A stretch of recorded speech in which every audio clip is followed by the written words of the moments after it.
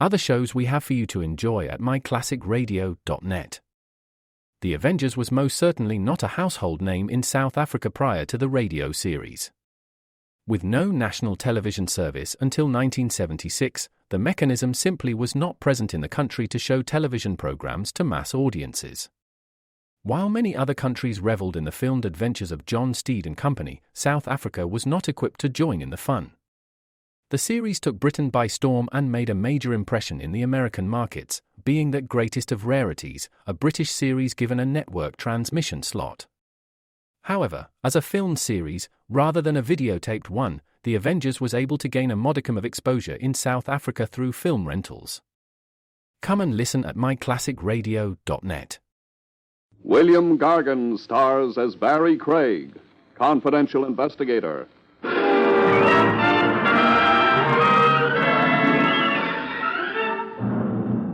Spotting a murderer isn't easy. They don't help. They can be anyone, any age, either sex, rich, poor, or in between. They've got one difference, though. They kill people.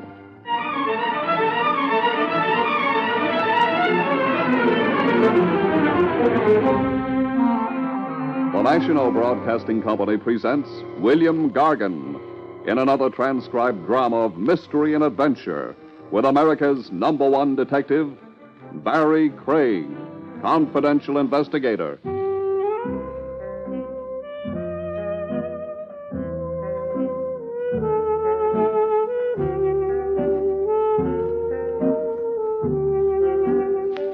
Barrie Craig speaking. Lots of people shy away from going to a privatized office. I guess they figure it isn't respectable. I guess when you spend a couple of minutes thinking about it, they're right. It isn't respectable. Because it's a confession that something's wrong with their lives. And what's wrong is rarely a bookkeeping error or a mistake in spelling. You don't care for the hamburger, Craig? Huh? Oh, the hamburger's fine, Willie. Then stop looking at it like it was still alive. I wouldn't worry about it. No? No. Even if it was still struggling, your coffee would kill it. What's the matter with the coffee you get at Willie's Wagon? Nothing. I'm sure you use only the finest grade of sulfuric acid in it. You got a tender stomach? I doubt it. I'm still alive. Yeah, fine type of customer I get here. Wise guys. Wise guys? Hmm? Stick to your hamburger. She ain't in your price class. Who? Oh, say, you could be right. That fur she's dragging around was contributed by only the highest type minks. You'd better wait on her. She might get impatient. I can't. Huh? I ain't had a manicure in weeks. You are Mr. Craig. I am? I waited outside the building in which you have your office until you left. I followed you here. You're allergic to offices? Well, I couldn't... do you mind talking business here? Would you like something to eat or drink? No. Willie, go polish your coffee iron. Huh? Oh, yeah. Well, don't need it. You're, Viola Henning. Mrs. Viola Henning. Uh-huh. And the business you wanted to talk about was... My husband is keeping an appointment tonight, and I want you to... Well, to... An appointment with whom? A business associate? No. With a girl. A girl named Muriel. I see. When? The Grammont Hotel. She works there? No. She's taken a room there. I overheard my husband making the appointment. I don't especially go for divorce cases. Oh, no, it isn't for that. I'd never divorce Dan. I just want to know. What time's the appointment? 8. And all you want to know is if your husband, in fact, does keep this appointment. Yes. Would $100 be enough? Oh, more than enough. Then here you are. Thanks. You won't tell anyone. Investigators with loose mouths don't last very long, Mrs. Henning. I suppose not. I'll phone you in the morning. Fine. Good night. Good night. Yeah. For that, you need a license? Huh? The babe and the minks. Just a case, Willie, on the face of it. The face wasn't bad. No, but what's underneath?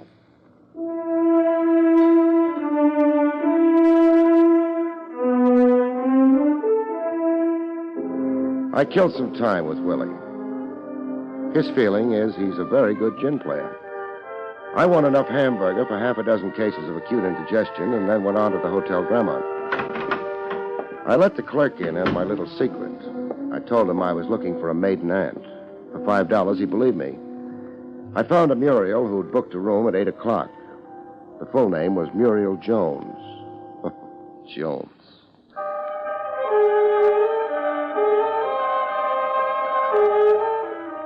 The room number was 807. The time was 20 minutes after 8. I decided I'd be the boy bringing the ice water. Maybe they hadn't ordered ice water. That would be all right. I didn't have any with me. I lifted my hand to knock, and I didn't get around to it. The door was locked. Nothing happened after the shot, so I knocked after all. Maybe I was naive, but kicking the door in didn't seem practical. I turned out to be right. Mr. Craig! Hello, Mrs. Henning. Mind if I come in? No. There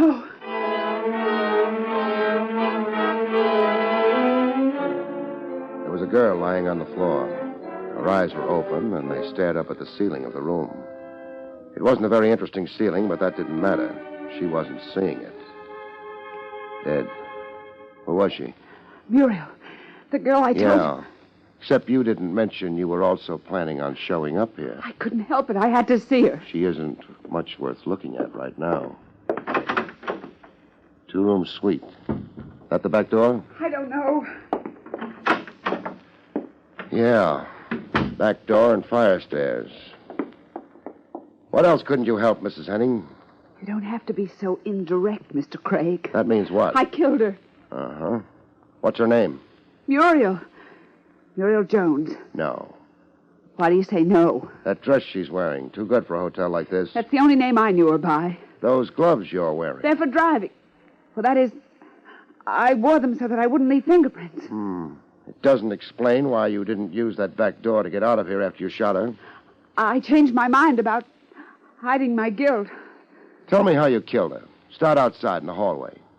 You came to the door, you knocked. Yes. She opened the door. When I came in, she shut the door. She didn't know who I was. I told her. She liked that? It didn't seem to matter to her. I accused her of taking my husband from me. She laughed at me. So I shot her. You had a gun? Yes. You shot her. She fell down and died. You heard me knock. You hesitated. Then you opened the door. Yes. I've had time to look around the room. I've looked. What difference does that make? You say you shot her. I did. What did you do with the gun? Eat it?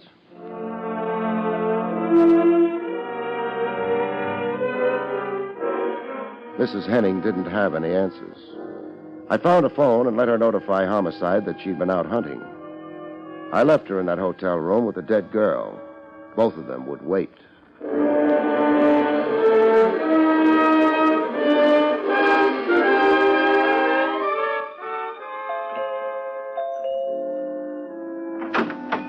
The butler at the Henning home didn't seem delighted to see me. I think it was my tie bothered him most. I figured if I ever wanted to visit again, I'd get it hand-painted. Johns tells me your name is Craig. Johns tells you the truth, Mr. Henning. Yes. Well, what... I'm a confidential investigator. I could show you credentials. Oh, there's no reason to waste them on me. What can I do for you? Is your wife in? My wife? Why, yes, she's upstairs asleep. Asleep? It's a little early for that, isn't it? I don't see how that's any of your concern. I guess you don't. Would you mind asking her to come downstairs? I most certainly would. I'm afraid you'll have to anyway. I don't see why. You're not curious enough about why a private detective is calling? I'm merely assuming that you'll inform me sooner or later. Let's say for the time being that it's because your wife hired me to do a job for her. What job? The information is confidential. I refuse to believe That's silly. All you have to do is ask your wife. Well, yes, but... Or are you afraid to? I resent Don't bother resenting. Check with your wife. If she doesn't want to come down, you can throw me out. Well, all right.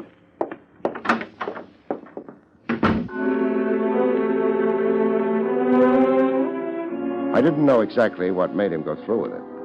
Maybe it was because his tie was already hand-painted. Mr. Craig? Yeah? My wife isn't feeling very well. She can't come down. Uh-huh. When did you see Muriel Jones last? Jones? Let's just leave it at Muriel. We'll discuss last name some other time. We won't discuss it at all. You're not very big. I could push you aside and go upstairs. You wouldn't do that. Oh, you're not sure of that. So when did you see Muriel last? Well, why not ask the lady? Oh, there's a technical difficulty. She's dead. She's what? Dead. You're quite serious? It's not a good subject to joke about. Well, how did she... She was murdered. Oh. Well, who would want to kill her? That might depend on who she really was. Her name was Muriel Carter. She sang at the Bright Star. Her voice was very beautiful. She's still dead.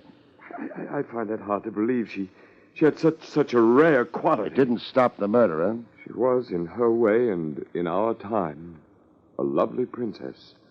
I've heard of the Bright Star. It's run by a man named Thompson. He's short, fat, and greedy. As far as I know, he doesn't hire princesses. Now, what do you mean by that? She sang for Thompson, that's all. And what did she do for you? I think you'd better get out. I'd like to, except I've got a client. I'm in the middle, whether I like it or not. I could say I don't like it, but what good would that do?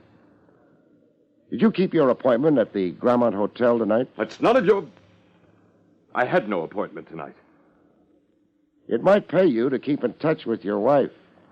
Good night, Henning. Good night.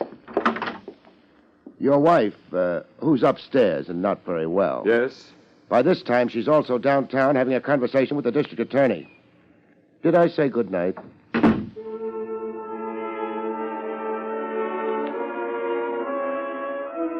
Mr. Henning's face over the hand-painted tie wasn't very nice to look at. I stopped looking at it, climbed into my car, and got away from there. It took me a while to notice the black coupe on my tail. When I did, I decided I didn't like it.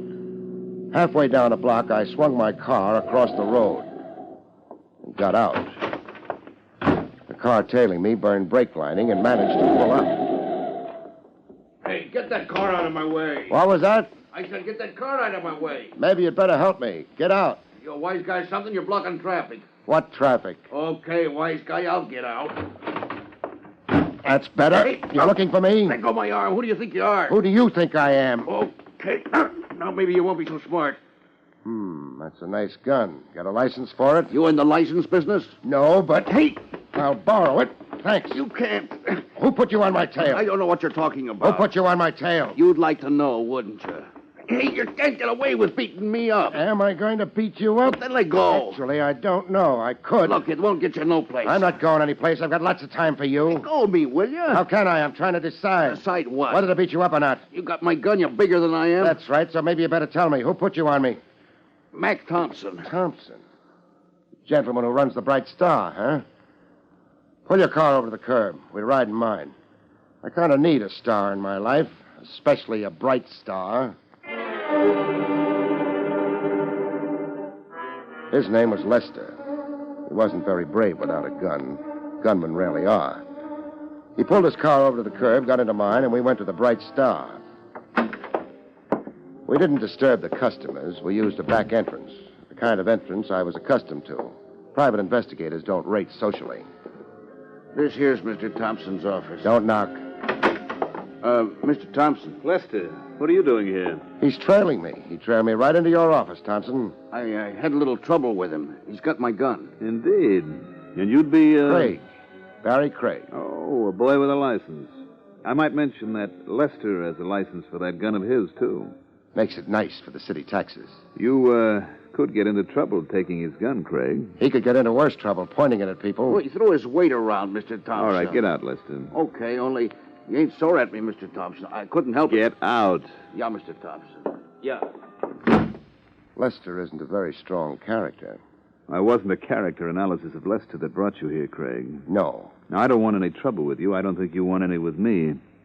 I have a friend or two in the department. That's nice. That license you own has to be renewed every year. Now you're frightening me. I have no intention to, merely making things clear. Thanks. Now, would you make it clear why you put Lester on my tail? I didn't. He misunderstood his instructions. Uh-huh. How was Muriel's act tonight? Muriel? Muriel Carter. She didn't appear tonight. Why not? Well, you know how these things are. I don't. Thompson, where were you around 8:15 tonight? Here, reading a good book. How many witnesses? 4, 8. How many would you like? You've got a large payroll. Thank you. Now that you've stopped imitating a detective, what happened at 8:15 tonight? Muriel Carter quit the Bright Star. You practicing to be a theatrical agent? 2 bullets hit her. Oh? How sordid. Not to mention fatal. You know something? I'd like to have the gun those bullets came out of. At 8:15 tonight, I was here reading a good book. 8 witnesses, Craig. That ought to be enough.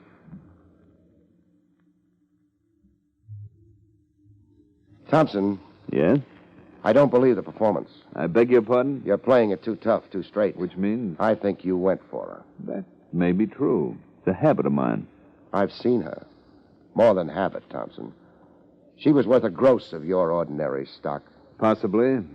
So I'm all broken up inside by the news. It wasn't news. Why was Lester staked out at the Henning home? Good night, Mr. Craig. I'm still looking for that gun. Good night.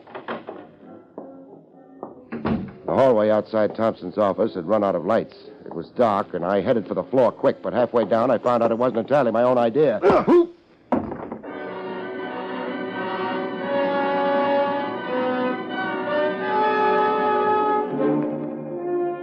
You get knocked unconscious, and it's dull for a while.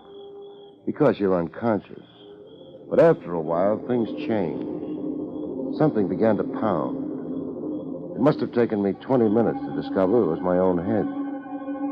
I lifted it off the ground, and the air smelled good, which meant I'd traveled. There were trees around and a sky, from which handful of facts I deduced I was out in the country. The gun someone had been careful to put in my hand was still warm. I got to my feet and crossed over to him. He was lying a dozen feet away. Dying hadn't improved his looks any. Lester was very dead. It wasn't a frame-up especially. It wouldn't stick.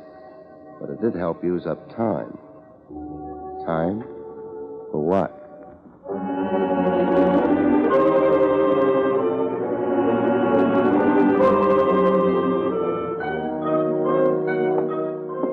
Headquarters had a nice green lamp burning outside. The trouble with hanging around police headquarters is you can't ever lock the front door. Hello, Lieutenant Rogers. Anybody comes in. Even... Hold on a minute while I look around and whisper. Even private detectives. Some fun. Barrie, you're not your usual blithe and buxom self. No background. If you start dragging in my college degree... Hide your Phi Beta Kappa key and send a couple of your boys out to my car. There's something different about your car tonight? Yeah. I've got a corpse in it. Oh, Ducky. Anybody I know? I wouldn't be surprised. Oh, say, Trav, I'd like to talk to Mrs. Henning. I've seen her. I'd like to talk to her, too. What? The district attorney didn't care for her confession. She didn't have a gun to go with it. So he threw her out. How long ago? An hour, maybe. Why? I want to talk to her. You're keeping it on a very high moral plane. Barrie, why do you think she confessed to the killing? Maybe because she loved her husband. I understand it happened. It must be something special. Sure. Wears hand-painted ties. So long, Trav. Would you like company? I talk very politely. Forget it. I'll be back later. Maybe I'll even tell you about the corpse you've got.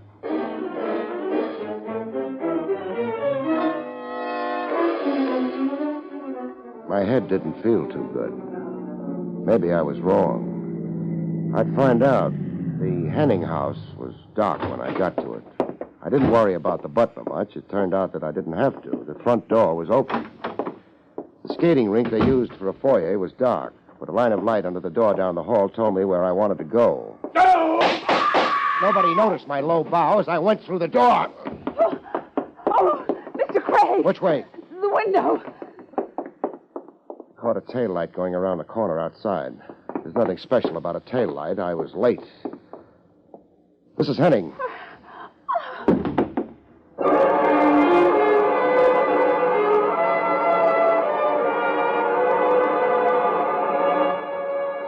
She fainted. It was a break for her. She could stop looking at her husband. As for him, maybe he was looking at something, but it wasn't anything a pair of living eyes could see.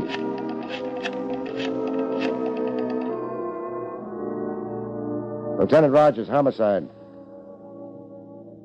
Trav? Barrie. I'm at Mrs. Henning's home. Yeah. It also used to be Mr. Henning's home, but he won't be living here anymore. He's moving into smaller quarters. Underground.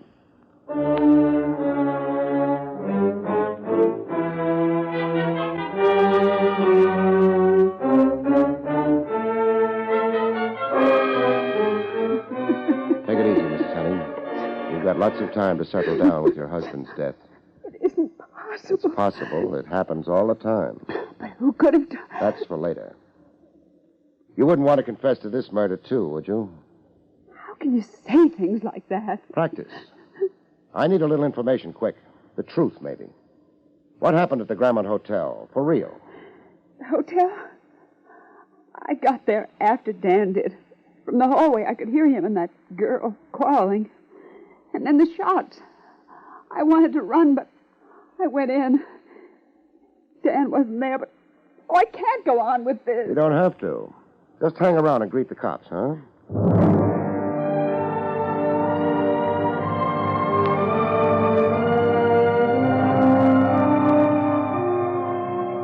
No matter how many times you've seen the dead, they still don't appeal to you, even with hand-painted ties. I concentrated on the furnishings. They were nice. They weren't the kind of stuff you buy if you're a private investigator. I stopped being morbid and just waited for the cops. They came. I brought a few friends along, Barrie. Do you mind? I don't mind, Tran. I was worried. Where's the object of our affections? Over near the window. I hope he hasn't left. He hasn't left. Boys, make with the routine, huh? Wouldn't he cash a check for you? I'm not killing people this week. Mrs. Henning? No. Henning was shot from outside the window. Mrs. Henning was in the room when I arrived and heard the shots. That's nice. Maybe it's the perfect crime. Maybe. Mrs. Henning's in her bedroom. I imagine she'll wake up if you knock. So long. And where, if I'm not too inquisitive, would you be going? You're too inquisitive. Barrie! Don't worry about it. All I'm doing is looking for a star to hitch a wagon to. A death wagon.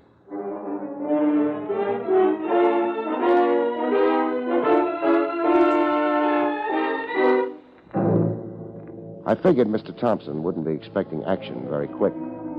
I'd been lucky, or maybe it was just because my head was so hard. I'd come to after the sapping in a hurry. I'd been in a hurry since then. I was still in a hurry. Who is it? I didn't build that door very strong. Craig. Craig.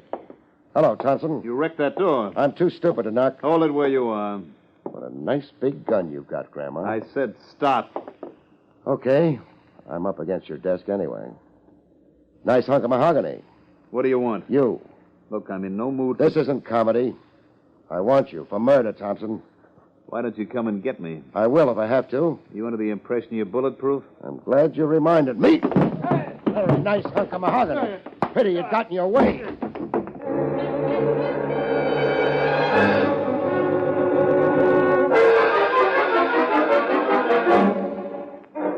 I hadn't hit him very hard. He came to after a while, and we went down to headquarters. Barrie, where? Did I go after Henning died? I went to collect Mr. Thompson here. He's going to stay for a while. You might mention a few charges. Sure. Murder. Murder of a man named Lester. Murder of a man named Dan Henning. Good enough? Very good. Any objections, Thompson? No objections. I killed Lester. He was a weak character. Craig made a point of it. He was tying me in too tightly. The boy's got good grammar. I'm appreciating it. How about Henning? Why kill him? Because he murdered Muriel. You didn't know her, did you? He murdered Muriel. And even now, with me where I am, I can almost figure it's worth it. You see, I did know her.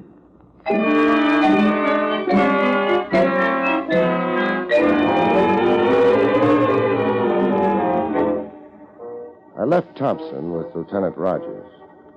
Maybe, according to his own bookkeeping, he'd been right. I'd seen Muriel Carter and was willing to give him an outside doubt. My job wasn't finished, though. I had a final report to make to my client.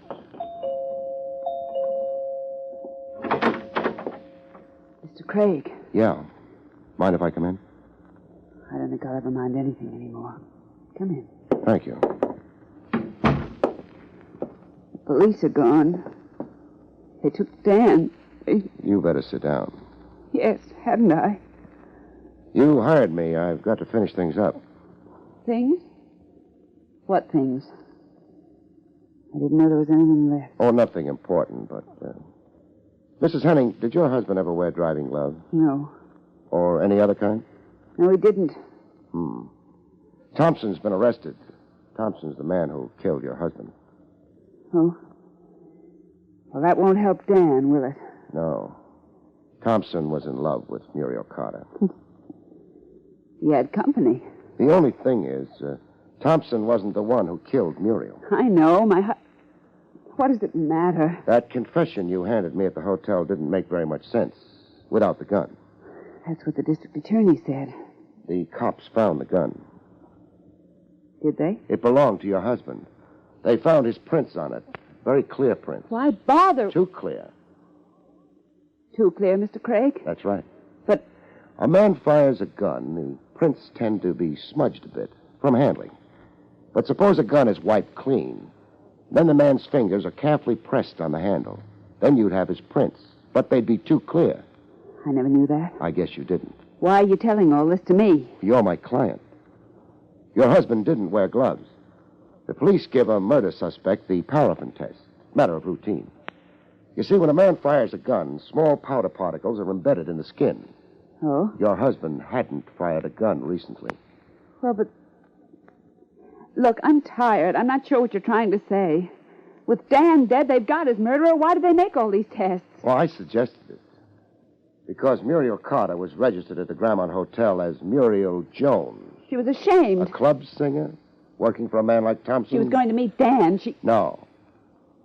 She didn't take that room for romance. She took it for a meeting with you. This is so confusing. You were jealous. You hated Muriel Carter. You arranged that meeting at the Grammont Hotel. You suggested she register under an assumed name. It would look shadier that way. Shadier? To whom? Me, the private detective you hired in good faith. Oh. You let your husband know about the meeting. That's why he was there. That's why he took the gun away with him. That's why he lied to me later, said you were upstairs sleeping. That isn't why Excuse me, I should have said how. The why was because he may have loved you once.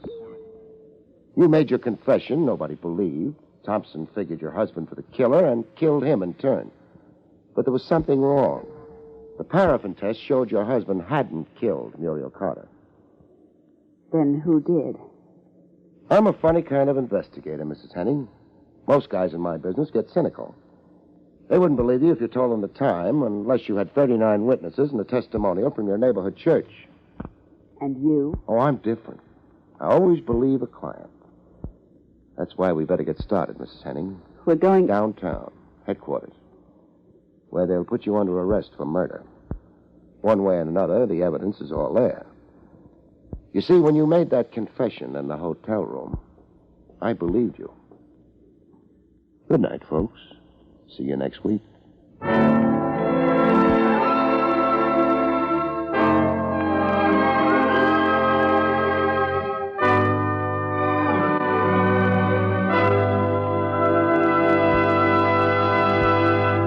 You have been listening to William Gargan in another exciting transcribed mystery drama from the adventures of Barrie Craig, confidential investigator.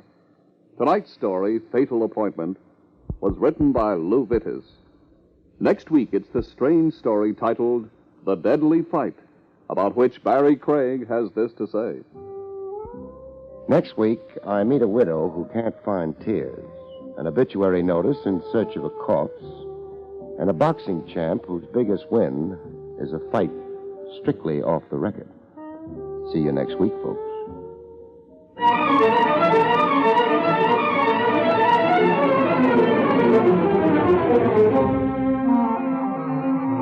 Featured in the role of Viola was Joan Alexander. Barrie Craig, starring William Gargan, was under the direction of Hyman Brown. This is Don Pardo speaking.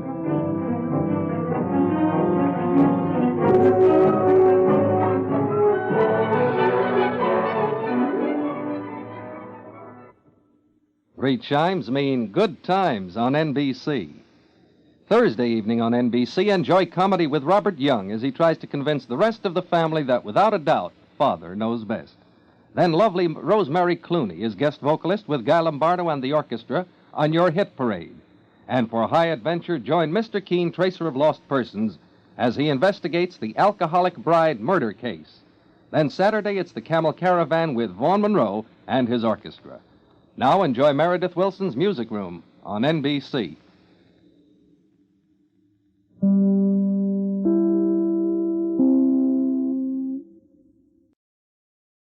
Every year, compliance regulations change thousands of times, and every year ADP makes thousands of seamless platform updates so businesses can focus on everything else, like running their business.